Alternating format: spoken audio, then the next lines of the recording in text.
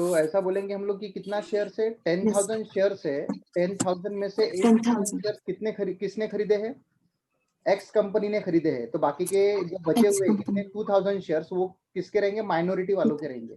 Okay, ये clear हो गया। minority. जब हम लोग अभी वर्किंग में जाएंगे Yes. तब फिर से लिखेंगे आगे। यहाँ पे फिर एक जनरल रिजर्व दिया है, जनरल रिजर्व का जो डेट है वो डेट क्लियर करके दिया है इसने 1/4/2017 है ना। मतलब इस डेट का 17. जिस दिन खरीदा है उस दिन का Yes. ये जनरल रिजर्व है, कौन सा, 2 लाख रुपीज, ठीक है, Reserve. कैपिटल प्रॉफिट में आएगा। Yes. इसके सिवा प्रॉफिट एंड लॉस अकाउंट दिया है, इसमें भी हमको डेट दिया है 1/4/2017। तो ये जो 60,000 है ये इस डेट के है 60,000. है ना, ये इस डेट के है 1/4/2017 के, मतलब ये भी कैपिटल प्रॉफिट में आएंगे। कल का अगर आपको प्रोफार्मा याद होगा तब मैंने आपको बताया था क्या, हाँ. कैपिटल प्रॉफिट यानी कौन सा प्रॉफिट, जिस दिन शेयर्स खरीदे उस दिन के पहले का जो भी प्रॉफिट है या फिर जो भी रिजर्व है वो कैपिटल प्रॉफिट कहलाता है, और उसके बाद का फिर प्रॉफिट Yes. अकाउंट या फिर जो रेवेन्यू प्रॉफिट आता है वो कहलाता है। उसके बाद हाँ। हमारे बैलेंस शीट में तीसरा आइटम दिया है profit and for the year 1780, मतलब इस साल में कितना कमाया वो दिया है, तो वो रेवेन्यू में जाएगा। ये जो 80,000 है रेवेन्यू में जाएगा। बाद में बिल पेबल है, तो बैलेंस शीट के आइटम है, सेंट्रल क्रेडिट ये भी बैलेंस शीट के आइटम है, दोनों का प्लस प्लस करके लिखेंगे हम लोग जैसे कल लिखा था उसी तरीके से। Yes. देन आफ्टर आते हैं असेट साइड में, तो असेट साइड में कोई बड़ा ऐसा कोई चीज नहीं है, लैंड एंड बिल्डिंग है, दोनों का प्लस करके लिखेंगे, प्लांट एंड मशीनरी दोनों का प्लस करके लिखेंगे, स्टॉक तो दोनों का प्लस.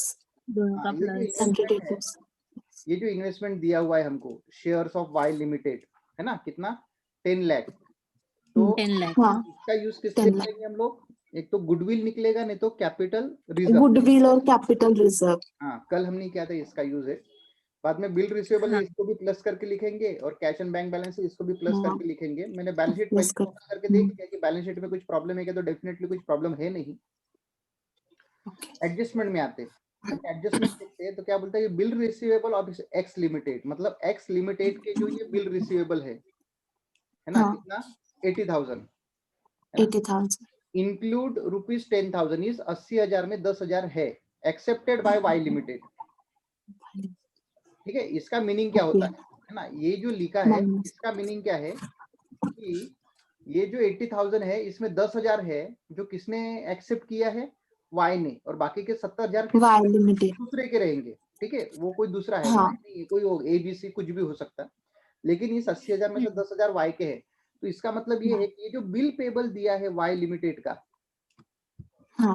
क्लियर, ये जो बिल पेबल है वाई लिमिटेड का, ये किसको शो करता है, ये एक्स लिमिटेड का, मतलब देखो एक्स लिमिटेड में बिल रिसीवेबल, तो वाई लिमिटेड में बिल क्या रहेगा, पेबल, पेबल. क्लियर ना। अच्छा। अगर मैं हाँ, लिखता हूँ कि आपको मुझे 100 रुपए देने हैं, तो आप भी तो अपने बुक में लिखोगे ना कि मुझे यानी आपको मुझसे 100 रुपए लेने हैं, हाँ. क्लियर ना। ये वाला कंसेप्ट समझा आपको कि हाँ अगर सर. मुझे कुछ आपको पैसे देने हैं तो उतने ही पैसे आपको मुझे लेने हैं, इसी तरीके से अकाउंटिंग की जाती है।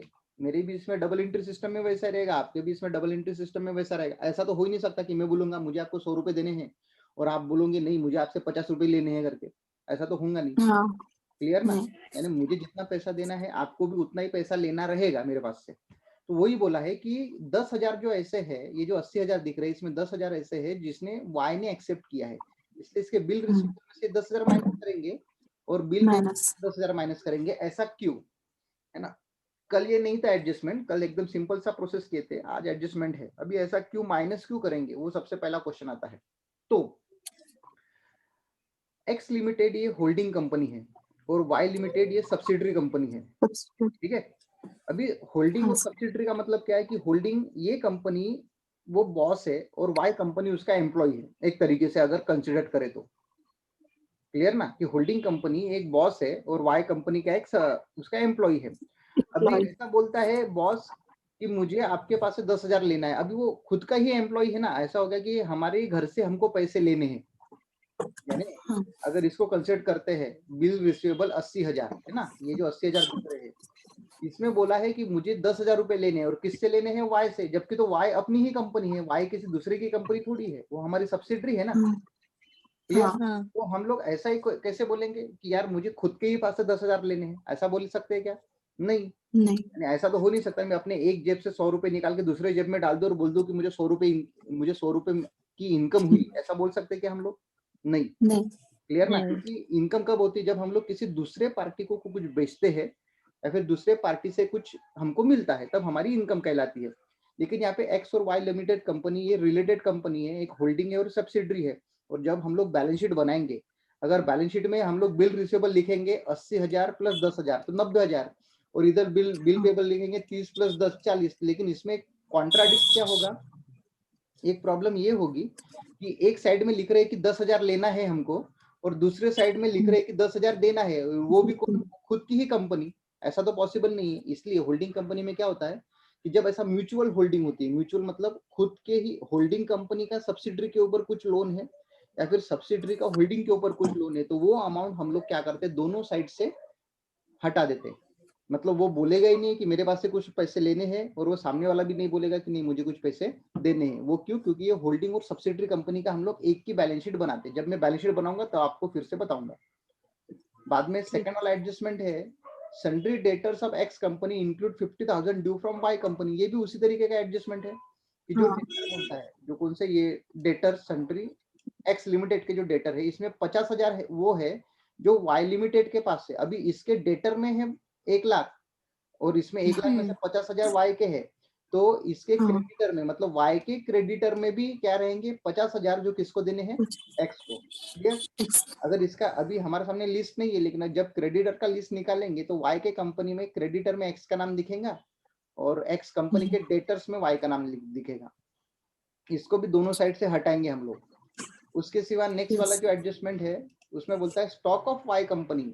वाई कंपनी का जो स्टॉक है, मतलब कौन सा, ये 1,00,000, ठीक है।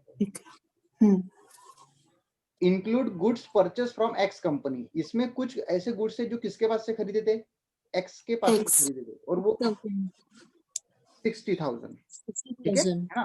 तो ये जो है, इसमें 60,000 रुपए के गुड्स ऐसे है जो एक्स के पास से खरीदे थे, which were invoice by X company at a profit of 25% on cost. जो कंपनी के पास से जिसपे एक्स कंपनी ने कितना प्रॉफिट अर्न किया था, 25% प्रॉफिट अर्न किया था। क्लियर ना? मतलब ये 60,000 में 25% प्रॉफिट किसका है, एक्स कंपनी। तो ये एग्जैक्टली 60,000 इसकी कॉस्ट होगी क्या? नहीं। एक सिंपल सी बात करते हैं, अगर मान के चलते कि आप होल्डिंग कंपनी हो और मैं सब्सिडरी कंपनी हूँ, ठीक है, मैंने कोई चीज आपको बेची 100 रुपए की, जिसमें 20 रुपए मैंने कमाए। क्लियर?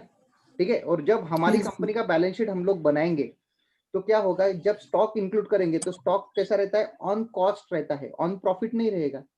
जब भी हम लोग स्टॉक लिखते हैं उसमें कभी भी प्रॉफिट इंक्लूड नहीं किया था, वो ऑन कॉस्ट होता है। जब भी आप, अगर आपने भी जब बीकॉम फर्स्ट ईयर की बात करते हैं, जब आपने स्टॉक से रिलेटेड कुछ चीज पढ़ी थी, तो उसमें क्या बोलता है, मार्केट वैल्यू और book value which ever is less, इस तरीके से वर्ड यूज करते हैं हम लोग, बराबर है ना? दूसरे तरीके से बोलेंगे तो ऐसा बोलेंगे कि बुक कॉस्ट और market cost which ever is less. मतलब हमेशा जो वर्ड यूज करते हैं हम लोग, क्या करते हैं, कॉस्ट, ये वर्ड यूज करते हैं। क्लियर ना? तो ये जो 60,000 है, इसके ऊपर 25% क्या है, प्रॉफिट अर्न किया, तो इसमें से क्या करना पड़ेगा, ये प्रॉफिट माइनस करना पड़ेगा। अभी ये 3 एडजस्टमेंट है। आज के प्रॉब्लम में हमने 3 एडजस्टमेंट लिए, इसके सिवा भी और 2-3 एडजस्टमेंट अलग से आते हैं, तो नेक्स्ट वाले प्रॉब्लम में वो करेंगे। अभी लिखा है prepare consolidated balance sheet of X company limited and subsidiary of Y company limited. ठीक है, subsidiary of Y company limited. तो ये है, इसका हमको बैलेंस शीट बनाना है। तो बैलेंस शीट के पहले हम लोग सबसे पहले क्या करेंगे, वर्किंग बनाते हैं। तो जैसे, ठीक है, सॉल्यूशन में ही वर्किंग रहेगा हमारा, यानी ये बनाएंगे नहीं तो कुछ भी पॉसिबल नहीं होगा। जैसे कल हमने बनाया था, ठीक है, इसमें सबसे पहला क्या रहेगा, होल्डिंग रेशियो। तो हम लोग सबसे पहले होल्डिंग रेशियो बनाने आते हैं। होल्डिंग रेशियो में किसका किसका रहेगा, सबसे पहले होल्डिंग रेशियो रहेगा एक एक्स लिमिटेड का, क्योंकि ये कौन है, होल्डिंग है, होल्डिंग कंपनी, बराबर है।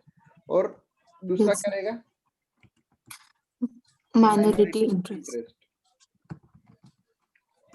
क्लियर? ठीक है। अभी एक्स लिमिटेड के पास कितने शेयर्स है, 8,000, ठीक है। और माइनॉरिटी के पास कितने शेयर्स है, 2,000। ये कैसे निकाला, समझा आपको? हाँ हाँ, ठीक है। वाई लिमिटेड के पास टोटल शेयर्स कितने थे, 10 लाख डिवाइडेड बाय 100 10 lakh, मतलब 10,000 100. है ना। तो 10,000 का डिवाइड किया 8,000 और ये 2,000 और अभी 2,000. रेशो निकालने जाएंगे तो क्या आएगा 8:2. 8:2 हाँ, 4:1. ये हमारा हो गया होल्डिंग रेशो। ठीक है। Yes. अभी सेकंड क्या निकालेंगे Share of minority interest. Minority Interest. Interest. ठीक है। तो माइनॉरिटी इंटरेस्ट में हमको एक टेबल बनाना पड़ेगा। टेबल 3 कॉलम वाला बनेगा। ठीक है। हाँ. जिसमें एक कॉलम रहेगा एक्स लिमिटेड का, दूसरा माइनॉरिटी इंटरेस्ट इंटरेस्ट का। ठीक है। और इधर रहेगा पर्टिकुलर. ओके। इसमें भी जो सबसे पहला कॉलम रहेगा वो रहेगा कैपिटल प्रॉफिट. Capital profit. यहाँ पे हम लोग लिखेंगे प्रॉफिट। कल ये वर्ड नहीं लिखा था, आप लिखना चाहो तो लिख सकते हैं, नहीं लिखना चाहो तो नहीं लिखो, कोई प्रॉब्लम नहीं है। ठीक है। शेयर बिफोर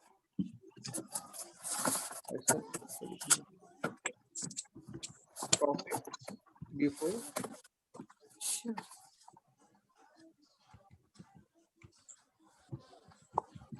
एक्वाजिशन, मतलब शेयर्स खरीदने के पहले का।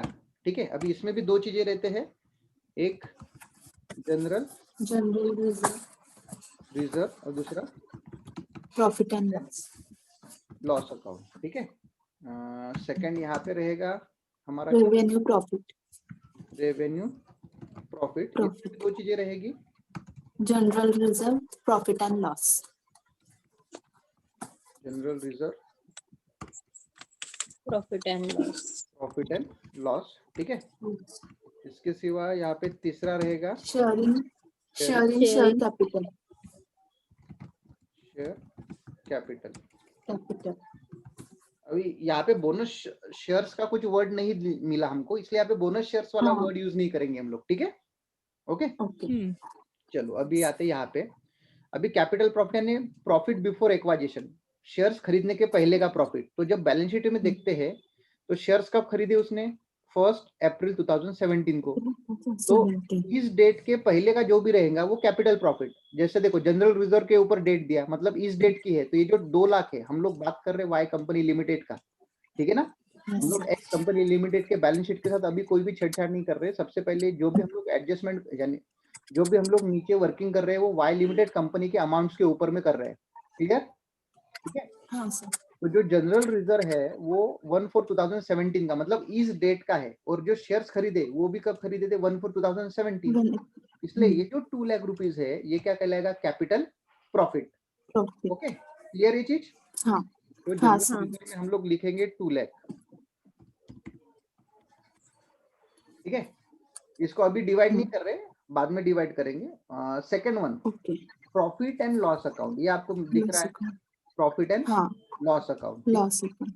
ये भी कब का है 1/4/2017 में। 2 प्रॉफिट एंड लॉस अकाउंट है, ये देखो मिले। एक है 1/4/17 का और एक फॉर द ईयर, मतलब इस साल जिस साल खरीदा है उस साल का। क्लियर ना। तो उसमें से ये जो पहला वाला है कौन सा, ये जो प्रॉफिट एंड लॉस अकाउंट मिल रहा है 1/4/2017, ये कैपिटल वाला है। कैपिटल मतलब कितना 60,000। ठीक है। तो ये यहाँ लिखेंगे हम लोग कितना 60,000। ओके। टोटल कितना हो जाएगा 2,60,000। 2,60,000।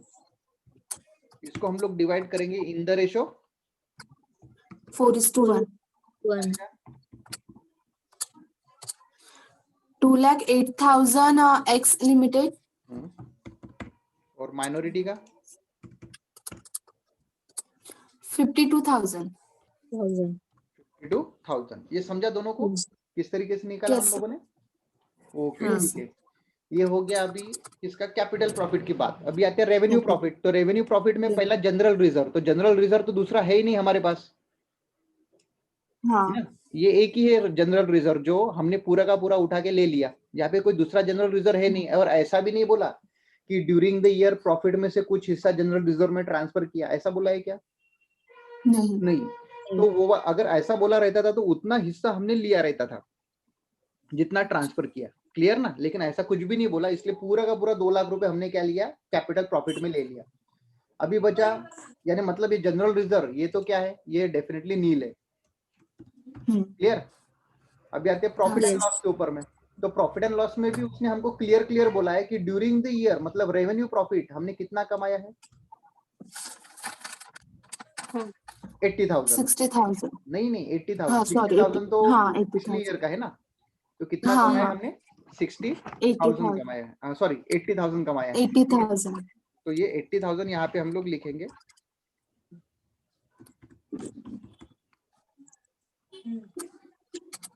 ठीक है? इसका टोटल भी कितना होगा, डेफिनेटली 80,000 टोटल होगा, और इसको डिवाइड करेंगे इन द रेशो 4:1। 4:1। कितना आएगा, 64,000 एक्स लिमिटेड और 16,000। 16,000। ओके, ये हो गया। यस। अभी तीसरा हिस्सा आता है शेयर इन शेयर कैपिटल। तो शेयर कैपिटल का हिस्सा सिंपल सा है, 10 लाख जो है वो अमाउंट है। 10 लाख। तो यहाँ पे रुपीस कितना है, डेफिनेटली 10 लाख। इसको डिवाइड करेंगे तो सिंपल सा है, ये आएगा 8 लाख और ये 2 लाख। 2 लाख, ठीक है? और बाद में आता है टोटल। तो टोटल जो है वो किसका करेंगे हम लोग, माइनॉरिटी का करते हैं, क्योंकि माइनॉरिटी एक्स लिमिटेड है, इसका तो हम लोग यूज करेंगे दूसरे साइड, दूसरी जगह पे है ना। तो टोटल कितना आएगा माइनॉरिटी का, हाँ सर 2,68,000। 2,68,000। ये हो गया माइनॉरिटी इंटरेस्ट का। अभी बात करते तीसरा, क्या है तीसरा, गुडविल और कैपिटल रिजर्व। ओके, गुडविल और कैपिटल रिजर्व। कैपिटल रिजर्व, ठीक है? अभी गुडविल और कैपिटल रिजर्व, इसमें सबसे पहली चीज क्या लेंगे हम लोग, इन्वेस्टमेंट साइड, इन्वेस्टमेंट, बराबर है ना? हाँ। वैल्यू ऑफ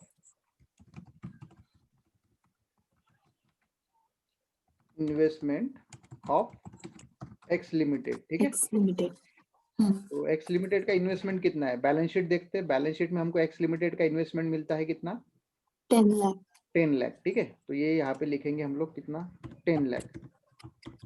इसमें से क्या होगा, लेस, दो चीजें लेस होंगी, शेयर इन शेयर, हाँ, capital profit, share in capital profit profit कितना है वो, 2,08,000 लिमिटेड का। ये तो माइनॉरिटी इंटरेस्ट है, ये पूरा, इसको देखेंगे ही नहीं, इसको देखेंगे, ठीक है? और दूसरा ये हो गया शेयर इन कैपिटल प्रॉफिट, उसके सिवा और दूसरा क्या होगा, share in share capital. Share in share capital कितना, 8 लाख। चल माइनस करेंगे, किस में आएगा, प्लस में आंसर आएगा कि माइनस में आएगा,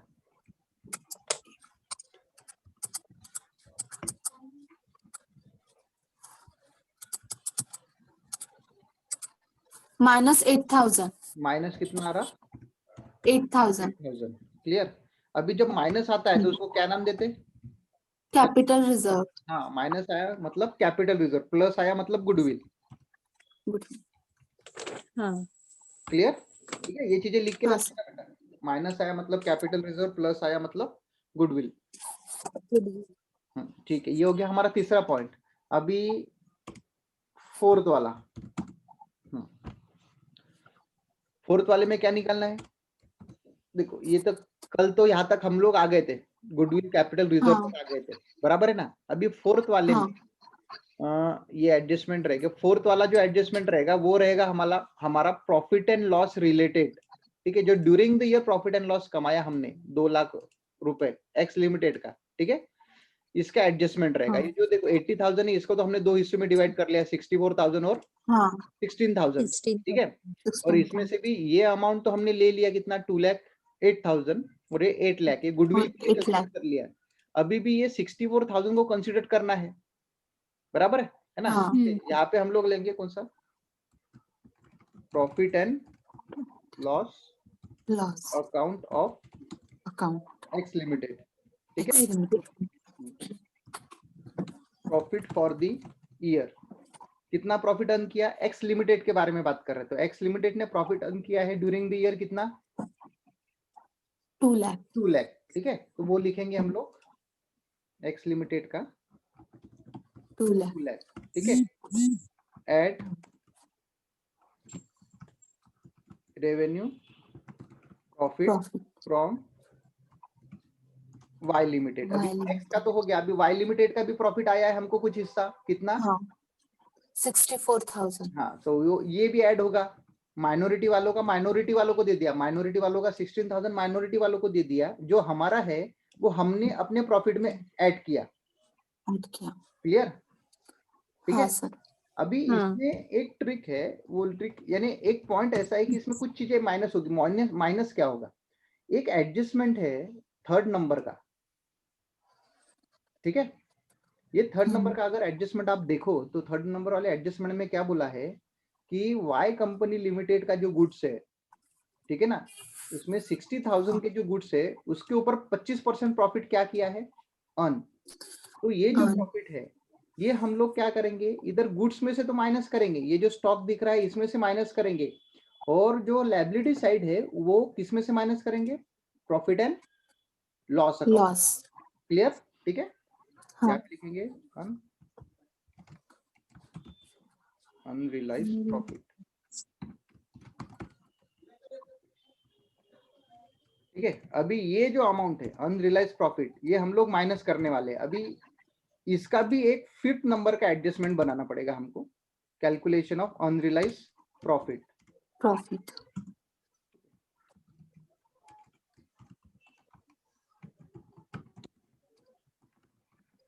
अनरियलाइज्ड प्रॉफिट, अभी एक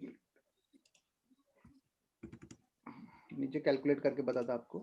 हाँ, अभी अनरियलाइज्ड प्रॉफिट देखो, अनरियलाइज्ड प्रॉफिट के बारे में एक थ्योरी, इसके जब आपने मेरे बीकॉम में कुछ क्लासेस किए थे मेरे वाले स्टार्टिंग के बीकॉम फर्स्ट ईयर में, तब मैंने आपको कुछ बोला था कि इफ द शेयर्स, डिपेंड करता है कि आपका प्रॉफिट ऐड है आपके स्टॉक अमाउंट में या फिर ऐड नहीं है, उसके बारे में।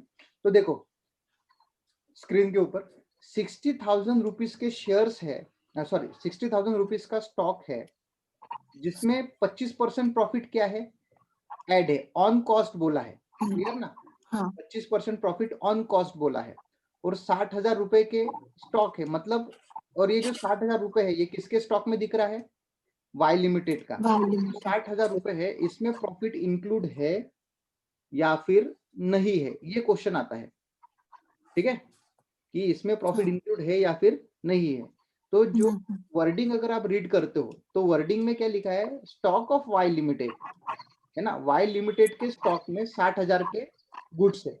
तो डेफिनेटली वाई लिमिटेड जो है उसने तो ऑन प्रॉफिट, यानी मतलब मान के चलती कि मैंने कोई चीज आपको 100 रुपए में बेची, तो आप उसको परचेज कितने में कर रहे हो, 100 रुपए में कर रहे हो, है ना।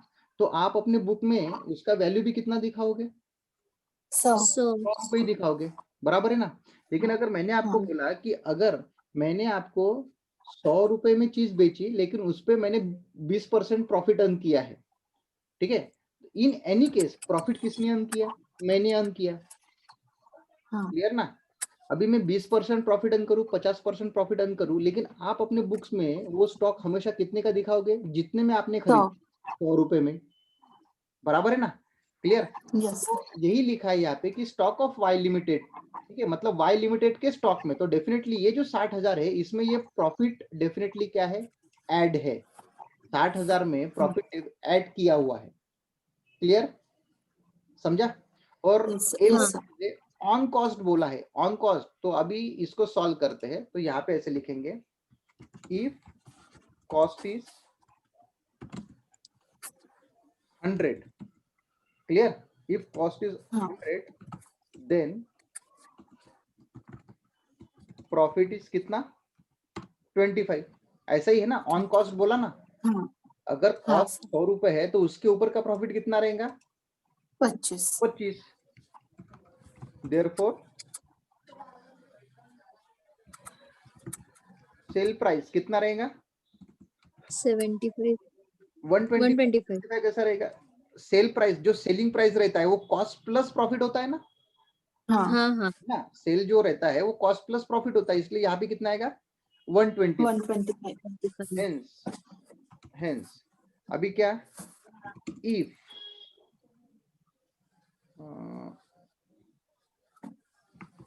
स्टॉक इज 60,000, जो स्टॉक है वो कितना है? 60,000।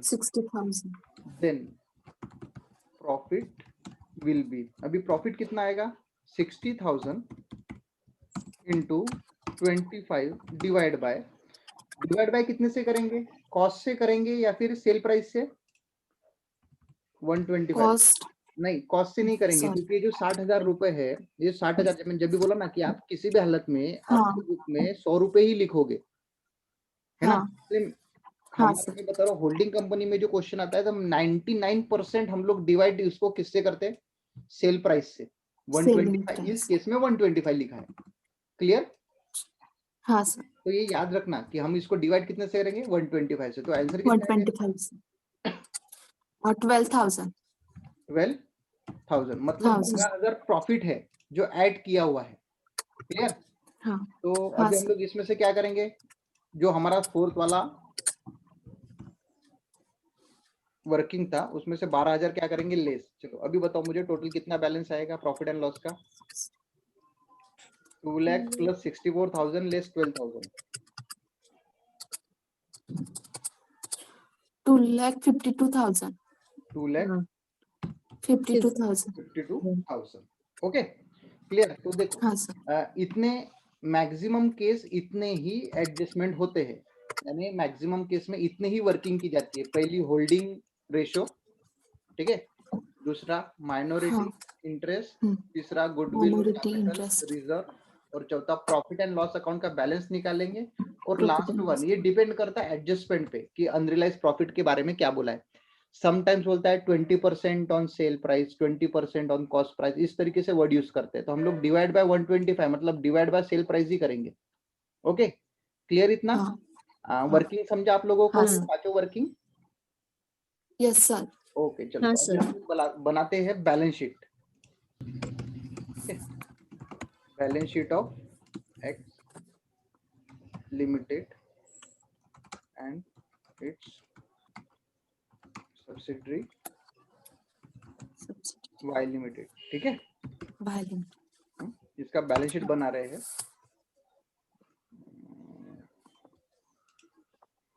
इंसर्ट करेंगे टेबल,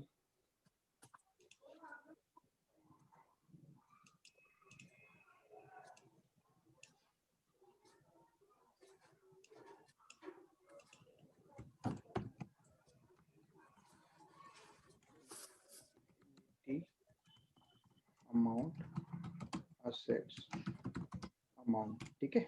ये हो गया हमारा बैलेंस शीट का प्रोफार्मा। अभी इसमें आते बैलेंस शीट देखेंगे। मैं फिर से स्क्रीन को डिवाइड करता हूँ दो हिस्सों में जैसे कल किया था। नीचे वाले हिस्से में बैलेंस शीट बनाएंगे, ऊपर वाले हिस्से में इसका बैलेंस शीट का क्वेश्चन में बैलेंस शीट देखेंगे। तो सबसे पहला यहाँ पे लिखा है एक्स लिमिटेड के इक्विटी शेयर्स है, बराबर है? तो लायबिलिटी साइड में सबसे पहले लिखेंगे इक्विटी शेयर्स, ठीक है, at the rate of ₹100 each. तो कितना है? वाई का नहीं लेंगे, एक्स का ही लेंगे, ठीक है? 20 लाख। 20 लाख। उसके सिवा सेकंड नीचे क्या लिखा है? General reserve. तो ये भी एक्स का नहीं लेंगे, किसका लेंगे? वाई का। सॉरी एक्स का लेंगे, एक्स का लेंगे। हाँ एक्स का लेंगे, वाई का नहीं लेंगे। कितना है? 4 लाख। 4 लाख। उसके नीचे तीसरा वाला आइटम है प्रॉफिट एंड लॉस अकाउंट, है ना? हाँ। ओके ये कितना है? 1 लाख। अच्छा 1 लाख। हाँ एक मिनट इसमें है ना एक चीज एडजस्टमेंट में रह गई, यानी जो हमने ये जो निकाले यहाँ पे फॉर द ईयर, है ना, यहाँ पे एक चीज यानी ओपनिंग बैलेंस ऐसा लिखेंगे,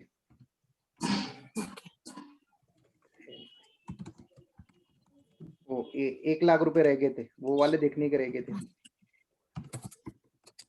ठीक है। और नीचे जो टोटल आएगा वो फिर आएगा 3,52,000। ये समझा मैंने क्या किया? हाँ सर। हाँ, ये प्रॉफिट एंड लॉस अकाउंट में हमने ओपनिंग बैलेंस जो था वो छोड़ दिया था एक्स का। यहाँ पे हमको 2 हाँ। प्रॉफिट एंड लॉस अकाउंट दिए ना, एक ओपनिंग वाला हाँ, दिया 1 लाख रुपए, और हमने वहां पे कंसिडर बस 2 लाख किया था। एग्जैक्टली हमको कंसिडर करना चाहिए था टोटल कितना, 1 लाख प्लस 2 लाख, 3 लाख। ठीक है। तो वो अभी कंसिडर किया मैंने, तो यहाँ पे लिखेंगे हम लोग profit and loss account. Amount कितना आया हमारा प्रॉफिट एंड लॉस में? 3,52,000। वो लिख लेते हम लोग यहाँ पे 3,52,000, ठीक है। फिर से चलते बैलेंस शीट में, उसके नीचे क्या दिया, ये अभी दोनों भी प्रॉफिट हो गए हमारे कंसिडर करके, ठीक है। अभी बचा नीचे क्या, बिल्स पेबल। तो बिल्स पेबल, इसके ऊपर एडजस्टमेंट है। बिल्स पेबल कितना है?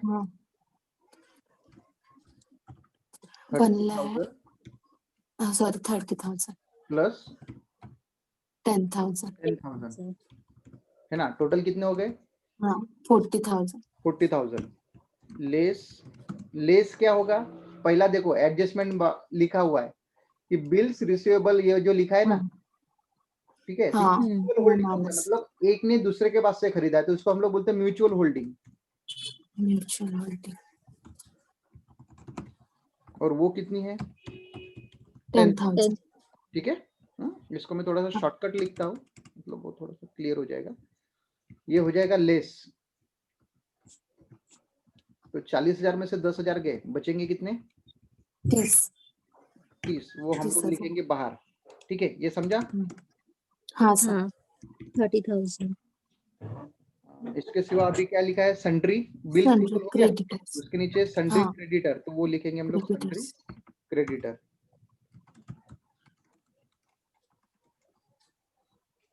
इसको करेंगे सन्ड्री क्रेडिटर कितना है? 2 लाख। 1 लाख प्लस 1 लाख है ना। तो टोटल कितना हो गया? 2 लाख। 2 लाख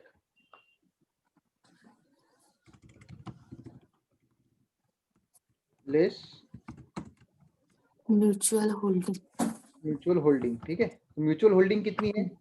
देखो सेकंड वाला एडजस्टमेंट वाला है कितना? 50,000। तो वो होगा माइनस, कितना आएगा बाहर? 1,50,000। 1,50,000। वो लिखेंगे यहाँ पे 1,50,000, ठीक है। तो ये हो गया हमारा अभी लायबिलिटी साइड, यानी हमने पूरे एक एक आइटम देख के लिख लिए। जो आइटम छोड़े थे, तो ये वाई लिमिटेड के ही आइटम छोड़े हैं, क्योंकि वो हमने कंसिडर किए हैं जब वर्किंग किया तब, ठीक है। अभी आते असेट साइड में। असेट साइड में पहला क्या लिखा हुआ है? लैंड एंड बिल्डिंग लिखेंगे, लैंड एंड बिल्डिंग कितना है वो? 5 लाख प्लस 3 लाख। मैं डायरेक्ट लिख रहा हुआ 8,000। हाँ, डायरेक्ट लिख रहा हूँ मैं, कितना? 8 लाख। यहाँ पे आप चाहे लिख सकते हैं, यहाँ पे अगर देखे तो 5 लाख प्लस 3 लाख, ठीक है। लैंड एंड बिल्डिंग के बाद क्या है? Plant and machinery. कितना है वो? 5 लाख प्लस 6 लाख। कितना हो जाएगा? 11 लाख, ठीक है। इसके बाद क्या है? स्टॉक। अभी लेकिन स्टॉक के रिलेटेड कुछ एडजस्टमेंट है हमारे पास। 1,50,000 प्लस कितना? 1 लाख है ना। टोटल कितना है? टोटल कितना हो जाएगा ये? 2,50,000। 2,50,000, ठीक है। लेस अनरियलाइज्ड प्रॉफिट, वो कितना निकाला था हमने? 12,000। एडजस्टमेंट जो किया था ना हमने, सबसे लास्ट वाला एडजस्टमेंट अनरियलाइज्ड प्रॉफिट का है 12,000। ये मैंने माइनस किया। अभी देखो ये एक जगह इसमें माइनस किया है, और दूसरा हमने किस में से माइनस किया? इसका सेकेंड एंट्री जो है वो प्रॉफिट एंड लॉस, मतलब प्रॉफिट एंड लॉस दिख रहा है हमारा जो 3,52,000 दिख रहा है ना, इसमें माइनस किया है। तो देखो डबल एंट्री हो गया इसका, समझा? डबल एंट्री कैसे? एक इसमें से माइनस हुआ स्टॉक में से, और दूसरा किस में से माइनस हुआ, profit and loss, Profit and loss. 3,52,000। ठीक है, हमेशा डबल एंट्री करना। चलो इसका अमाउंट कितना आएगा बाहर, 2,38,000. 1000. 2,38,000। 38,000. 2,38,000। ये हो गया स्टॉक का। अभी चलते फिर से बैलेंस शीट में। स्टॉक के बाद में क्या लिखा है, डेटर्स, Sundry debtors. वो लिखते हैं हम लोग।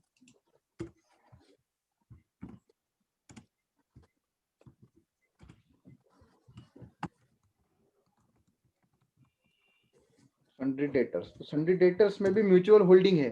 कितनी है, 1 लाख और 1,20,000 है ना। 1 लाख प्लस 1,20,000, टोटल कितनी होती है, 2,20,000. 2,20,000। ठीक है,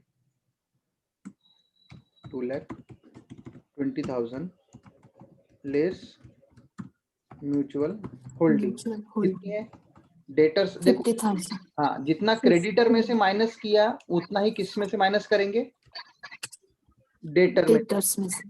क्लियर, हाँ सर. 1,70,000. 20,000. 70 1,70,000। क्लियर, ये हो गया डेटर्स का। अभी उसके बाद जो है बैलेंस शीट में क्या लिखा है, डेटर्स के बाद में इन्वेस्टमेंट है, तो इन्वेस्टमेंट लेंगे क्या हम लोग, नहीं। तो हम लोग कैपिटल रिजर्व में, देखो एक चीज रहेगी हमारी लायबिलिटी साइड में, है ना। ठीक है, कैपिटल रिजर्व लिखने का रह गया, वो लिखेंगे हम लोग। ये हो गया। उसके बाद क्या है, बिल रिसीवेबल, तो बिल रिसीवेबल में भी म्यूचुअल होल्डिंग है, बिल रिसीवेबल। ओके, कितना है, 80 plus 10,000. 80 प्लस 10,000. 10,000, टोटल कितना हो गया, 90,000 90,000 minus less 10,000. Mutual holding. Holding है ना। ये कितनी है, 10,000. 10,000। तो बाहर कितना आएगा, 80,000.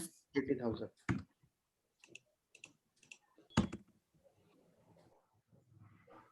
लास्ट बचा है कैश एंड बैंक बैलेंस, तो वो लिख लेते हैं हम लोग यहाँ पे, कैश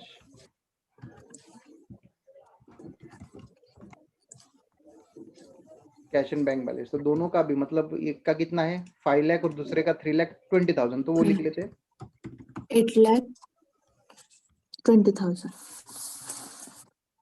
8,20,000। ठीक है, 8,20,000। ओके, चलो इसके सिवा और क्या क्या बचा था अभी। ये हो गया हमारा बैलेंस शीट देख के, बैलेंस शीट के सारी चीजें हो गई। जो माइनस करना था वो कर लिया। एक साइड से 50,000, ये हो गया इसका 50,000 का डबल एंट्री दोनों साइड से। दूसरा एक था हमारा 10,000 का बिल वाला, वो भी हमने दोनों साइड से हटा लिया। ठीक है, और तीसरा था हमारा कौन सा, प्रॉफिट का, तो वो भी हमने 12,000 इसमें से, और ये जो 3,52,000 है इसमें से 12,000, तो तीनों भी हमारे एडजस्टमेंट हो गए। ठीक है, अभी फिर से वर्किंग देखो तो होल्डिंग रेशियो का कुछ भी काम नहीं है। Minority interest 2,68,000. ये हम लोग लिखेंगे बैलेंस शीट में सबसे नीचे। ठीक है, माइनॉरिटी था वो 2,68,000। ठीक है, ये हो गया। फिर से चलते हमारे वर्किंग में, तो ये सेकंड वाले का भी पार्ट खत्म हो गया। ये पूरा कंसेप्ट कर लिया एक्स का। इसमें से ये गुडविल और कैपिटल रिजर्व ये लिखने का रह गया, बराबर है। तो ये हम लोग लिखेंगे बैलेंस शीट में। ये हमने लिखना चाहिए था जनरल रिजर्व के नीचे। क्लियर ना। ठीक है, तो वही लिख रहा हूं मैं, कैपिटल रिजर्व। और कितना था वो,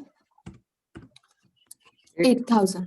इसको गलती से भी माइनस में मत लिखना, समझे, है ना। वो माइनस ऊपर लिखा है क्योंकि वो माइनस आया, वो प्लस आता था तो गुडविल साइड में लिखते थे। इसको गलती से भी -8,000 नहीं लिख लेना। -8,000 लिख दिया तो आपका बैलेंस शीट किसी भी हालत में टैली नहीं होगा फिर वो, समझे। और हमारा मेन है बैलेंस शीट टैली करना।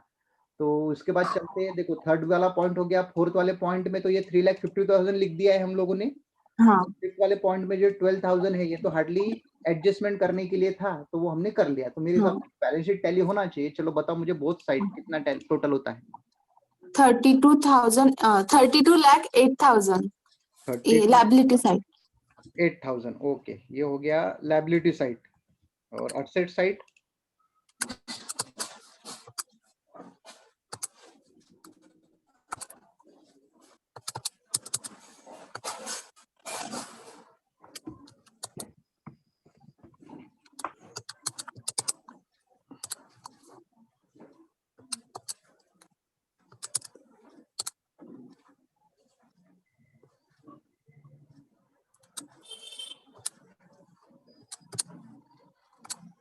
हो गया सर टैली।